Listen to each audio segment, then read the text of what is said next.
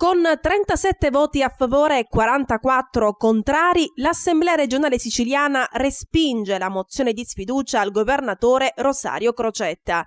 Il voto è arrivato poco prima dell'1 di notte. La mozione, voluta dal centrodestra e dal Movimento 5 Stelle, è stata bocciata con voto nominale. Il primo banco di prova rispetto alla tenuta della maggioranza è stato appunto ieri sera.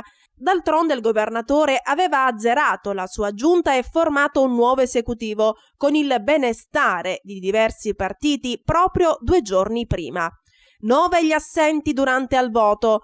Nonostante le loro firme alla mozione di sfiducia al presidente della regione, 3 i deputati dell'opposizione assenti, Vincenzo Fontana del Nuovo Centrodestra e 2 deputati di MPA-PDS, Pino Federico e Dino Fiorenza.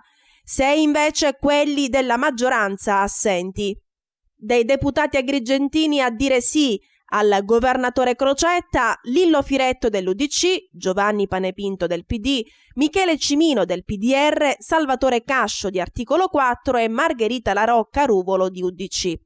Contrari a questo modo di governare e quindi a favore della mozione di sfiducia, il pentastellato Matteo Mangiacavallo e il deputato MPA Roberto Di Mauro, anche se quest'ultimo, nell'intervento di ieri sera in aula, ha preso le distanze dal centrodestra, criticando la scelta di votare la sfiducia adesso e omaggiato la nascita della nuova giunta. Come detto, assente il deputato NCD Vincenzo Fontana, a quanto pare in crociera all'estero. I fatidici 46 voti necessari per far terminare anzitempo l'esperienza di Crocetta alla regione non ci sono stati e quindi il governatore andrà avanti per la sua strada.